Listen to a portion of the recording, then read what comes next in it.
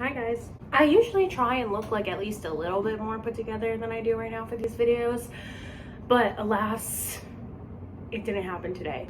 I am moving out of this dorm tomorrow for winter break. Not like moving out, but I'm going home for winter break tomorrow, which means I have to pack. And I am going to take home the books that I bought this semester so I can put them on my bookshelf at home, so that next semester when I buy more books, it's not overrun. But I wanted to do this video since I decided to start a channel, so I am going to give you a haul of all the books I bought this semester. Start with the ones I already did a video on. I went on a book crawl it was out in October, so like, I don't know, a month and a half ago. And I bought a lot of books, and they've been in this bag. And I already filmed and shot about them, so I'm just gonna go through them really quickly. This was just a book of the month book. So I got Songs in Ursa Major. One of Us is Lying. Yes, Daddy. The Afterlife of Holly Chase. This I just got in the mail, but it's The Dead in the Dark. Exciting Times by Nisha Dolan. Revenge by Yoko Ogawa. I didn't want to get that wrong. Kim Ji-young, Born 1982 by Cho Namju. Detransition Baby by Tori Peters. We Need to Talk About Kevin by Lionel Shriver. And The One by John Mars.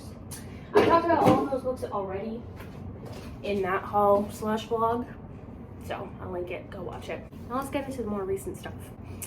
So recently I went to the Strand and I bought The Memory Police by Yoko Ogawa. Is that the same?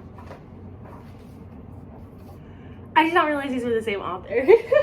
I just heard good things about this, I think from Emmy, ? It's like a dystopian sort of book about memory. It just sounded good. Look, we've already learned that I'm like not prepared about synopses and stuff. So yeah. Oh, this was also translated from Japanese like recently. So yeah.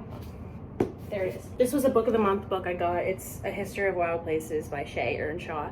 I picked this out because it said it was magical realism. So this I didn't get here, but I really want to talk about it. I found this at a thrift store when I was home for Thanksgiving, and I about lost my damn mind because it's Summer Sons. But as you can see, it's a paperback because someone got rid of their arc of Summer Sons. And I was gonna wait to buy this until it came out in paperback because I really want to read it, because it's pitched as like an adult sort of Raven Boys, and we all know how much I love that Raven cycle. So yes, I literally like, I wouldn't shut up about this for like a long time. Baby Teeth by Zoji Staj. I'm pretty sure I got this recommendation from Baker Reads on TikTok, and if you know Baker Reads, he's the guy that does like all of those like disturbing book recs. So I saw this on there and I was like, yeah, I want it. I'm pretty sure this is about like a toddler and her mother like competing for the attention of the father, but it gets disturbing. I don't know. Tank and Wendy by Kellyanne Jacobson. Literally, it's queer Peter Pan. Like, that was all the pitch I needed. I found this at the Strand the other day, and I didn't even realize this was out, so I was like, okay, period. Ooh. This looks interesting. Okay, can't wait to read this. And it's floppy, and it's pretty short, so all good. A Cosmology of Monsters by Sean Hamill. I just found this when I was at a bookstore one day in the horror section, and I was like, okay, like this seems up my alley, and I'd never heard of it before. But also the main character is named Noah. We know how I feel about that, which is like why I bought that. But essentially Noah sees monsters, and I think his sister dies. Seems like that from the back. The Vegetarian by Han Kang. This is another one that I've just been like, I've heard so much about, so I'm excited to read it. And also it's like, it's short, like it's like not even 200 pages, so this is probably gonna be like a 1 or 2 setting book for me. Also, I'm pretty sure it's horror or psychological thriller or something like that. Giovanni's Room by James Baldwin. I've heard good things about this, also from Emmy. I'm obsessed with Emmy's channel. I watch it all the fucking time. I'm kind of interested in reading classics now that I don't have to read them through the like lens of something for school, and I'm kind of interested in seeing how I would feel about them if I am just reading them myself.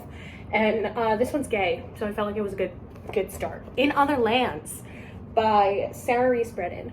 I bought this book only because I have a friend, Kel, who is also on TikTok, but I can't remember their name right now on TikTok. And I saw it in a physical copy at Books Are Magic, and I was like, okay. But I didn't realize it was this huge. This thing is like 500 pages. Also, it's like a brick. Like, it's really dense. This is another recommendation that I got from Emmy. Look, this might not be my wisest idea because Emmy seems to hate all of the books I love. So maybe I won't like any of her books, but it's The Bloody Chamber by Angela Carter. It's horror, short story, fairy tale retellings.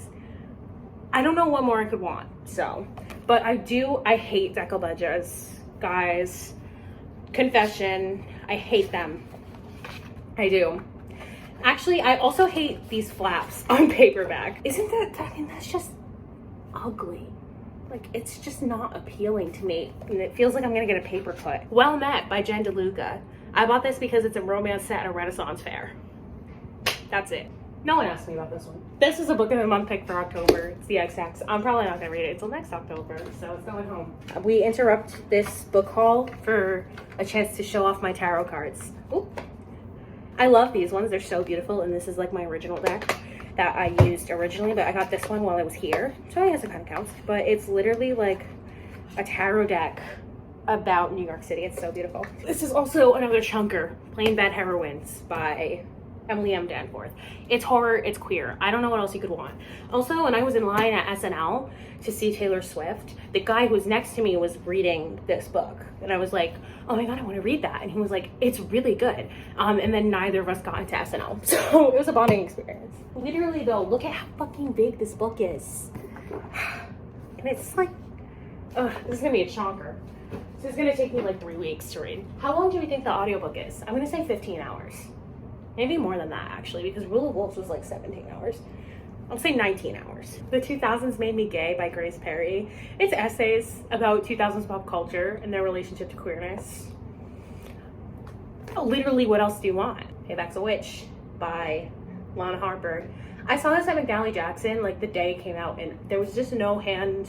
I just like, okay, it's mine now. I'm probably not gonna read it until next October again, because it's a Halloween book.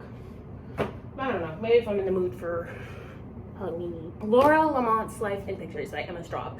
I bought this at Emma Straub's bookstore, which is Books Are Magic in Brooklyn. So cool. But I bought this because on the Books Are Magic Instagram story, she recommended this book for people who loved The Seven Husbands of Evelyn Hugo.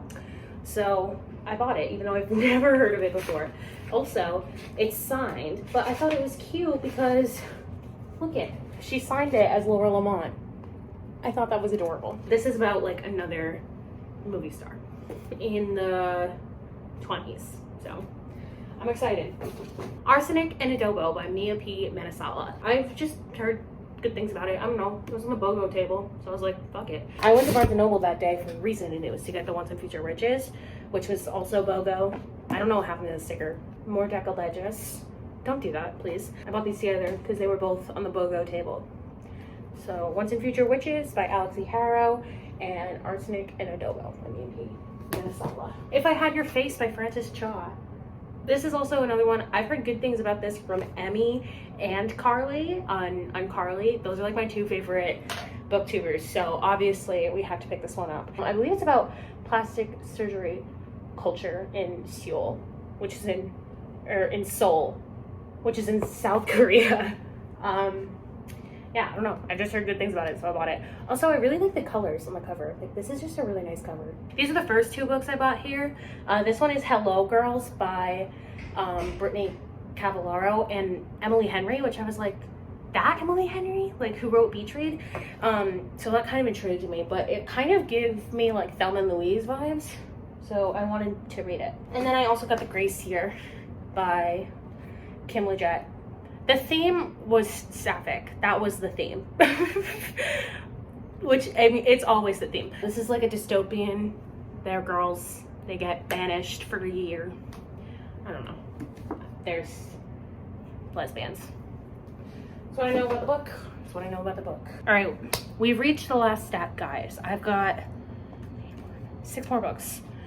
to go over. Tools of Engagement by Tessa Bailey. I wasn't gonna buy any more Tessa Bailey until I read It Happened One Summer, which is like the one that I bought to like read because everyone fucking talks about it. This was on the BOGO table, so I bought this one, and I bought Rosaline Palmer Takes the Cake by Alexis Hall. And I know that I'm gonna be reading boyfriend material soon, so I figured if I love this book as much as I think I am going to, then I will want Alexis Hall's other book. So I bought it. Also, this is also about like a cooking thing. So, and we all know how much I loved Love and Other Disasters, which is also a cooking romance. So yeah, these two books. I bought this next book with a coupon that Barnes & Noble sent me because I like don't like hardcovers and I don't like paying full price for books, but I figured if I was going to get a book with a coupon, it might as well be a hardcover. So I got Everyone in This Room Will Someday Be Dead by Emily Austen because, I don't know, I've heard really good things about it. She's an atheist and she's queer and she gets a job as a receptionist at a church.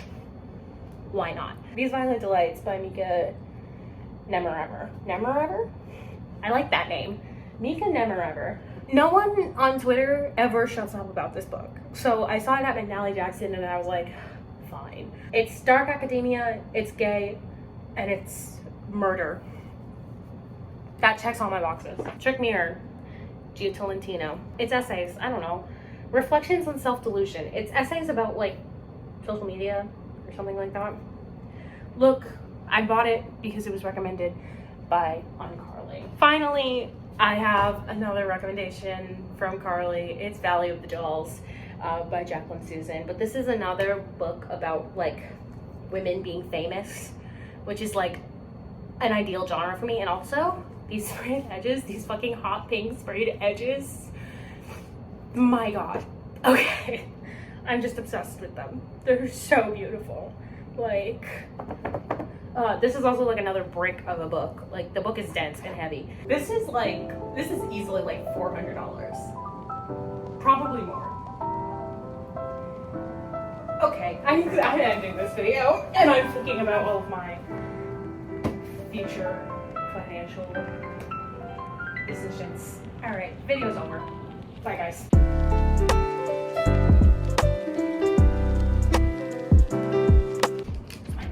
From the Strand. No one's allowed to know how much money I spent.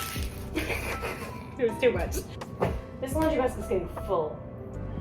I'm not even done. Oh God. Okay. Oh, my bee earrings. Oh, I was looking for these. My bee earrings. I knew I was gonna find them while I was filming this video. I'm an atheist. And I'm queer. I hate the Catholic Church because I have my own. That's another video.